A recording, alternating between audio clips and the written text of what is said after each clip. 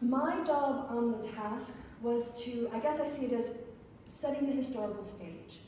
We at GESIS, we took data from 4 different surveys, and we collected them all together, going all the way back to the 1980s. That was the European Social Survey, International Social Survey Program, the European Value Survey, and the Eurobarometer. And we also looked at the other literature around, and the whole idea was to set the stage for where we were, where we've come from, and what does that mean for where we're going. This way, my task allows other people in our work package to contextualize their findings and also provide contrast with the past. So just to give you a little bit of an idea of what we did. So the whole point of this particular task was to cluster people's attitudes in terms of their views on gender. And I'll explain a little bit about latent class analysis, not to the point where you can take a test on it, but enough to understand what we're doing here.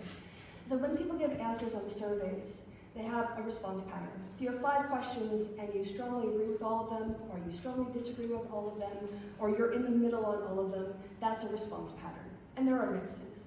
What we find is that there are groups of people in populations that have similar attitudes. And the effect of that is that they answer the question in similar ways.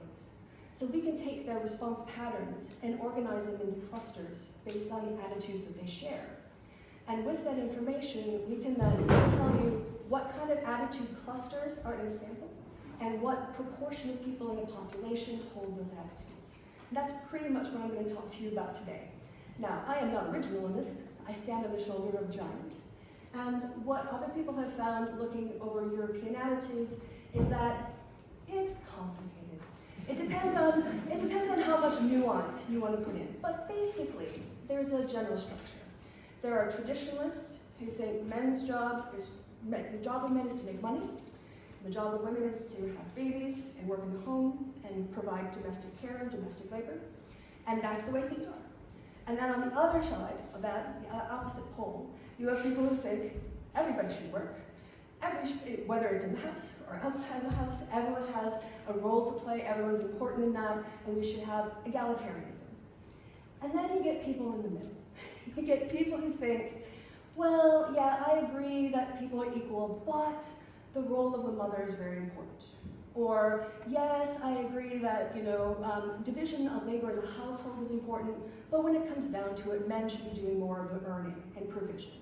And then you get people who are like, I don't really want to say how I feel on these questions. The mushy middle is what I call them.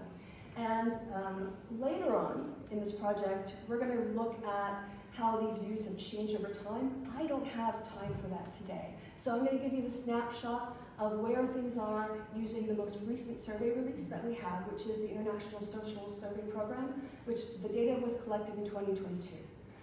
Which is like hot off the press when it comes to survey data. So I was pretty excited about that. I am not good at, here we go. All right, so very quickly, because I know I've got limited time, these were the questions.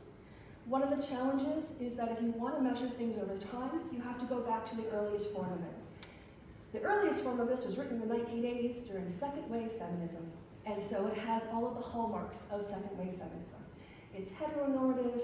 It's very much focused on a heterosexual man and couple, woman and a couple. There isn't space in there for single parents, gay parents, trans people.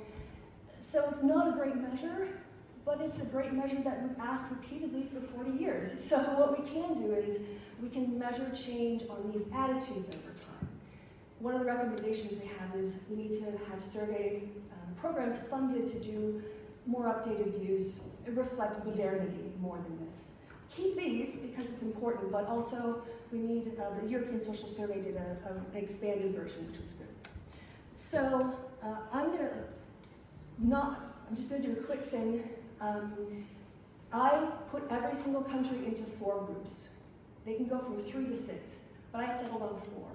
And I'm not gonna go walk you through this, but there was a necessary and sufficient logic to how I organized the groups. So it's not random, that's all that's chartistic. There's a rationale behind this. If you're really pedantic and you want to fall asleep, I can explain it to you over the lunch break. You can take a quick nap and feel very refreshed. So what did we find?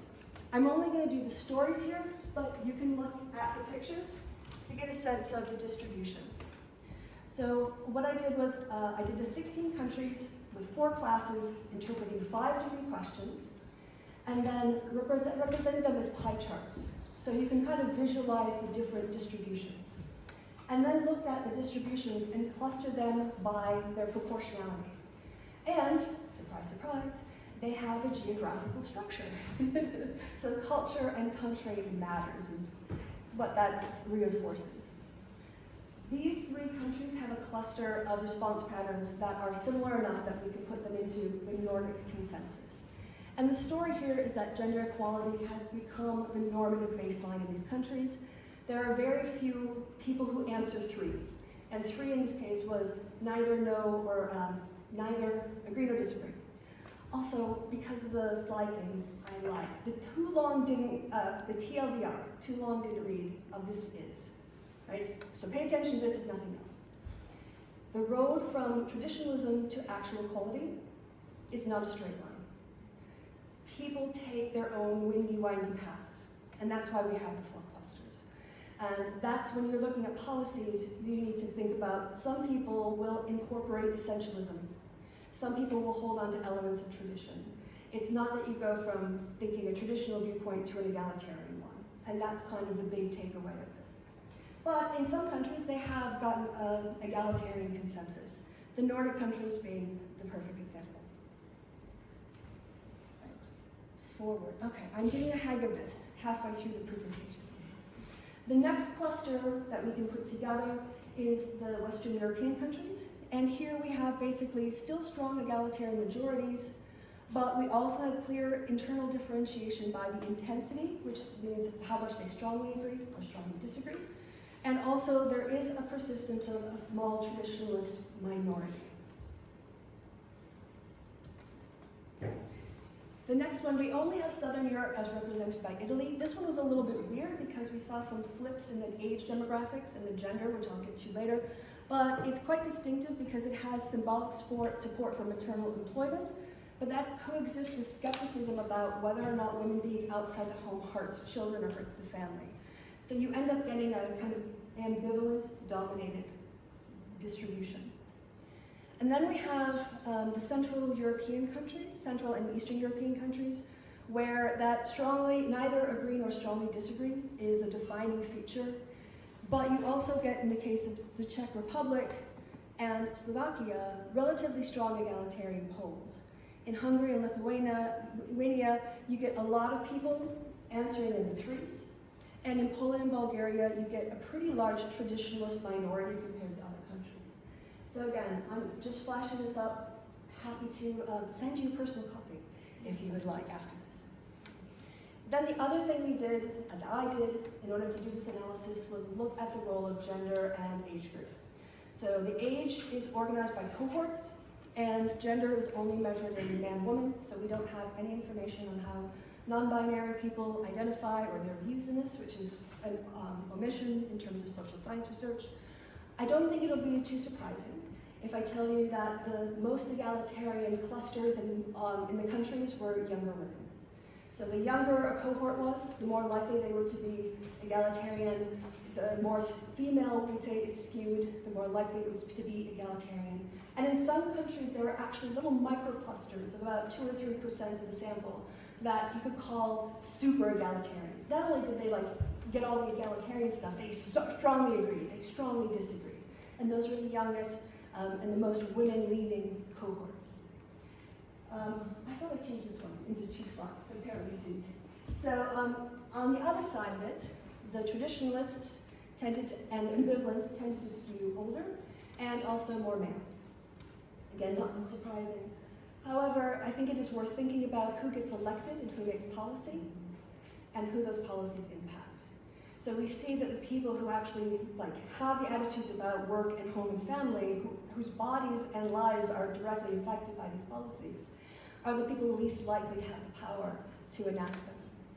So in terms of policy recommendations, my task has 6, and then I'm also going to sneak in the recommendations from a different task because we didn't have time to go over them all, but I think you'll see that there's a lot of triangulation between the two tasks, in this case the focus group task and mine. So one, we can increase gender egalitarianism and empower families through more parental leave reform. We also think it would be great to see gender equality education across the life course. Please invest in affordable, high-quality childcare. If childcare takes up one's salary, that's really hard on families. Support and work-life balance through flexible and equal workplace policies, including empowering fathers to leave, not only with laws, but in norms in the business place. Monitor and address ideological resistance and in transitional societies. And for our purposes as social scientists, please require that when you fund a social survey that they have a more expansive and updated battery of gender attitude questions. And in terms, no, I guess that my updates didn't take place. The focus group task found pretty much the same thing. Thank you very much.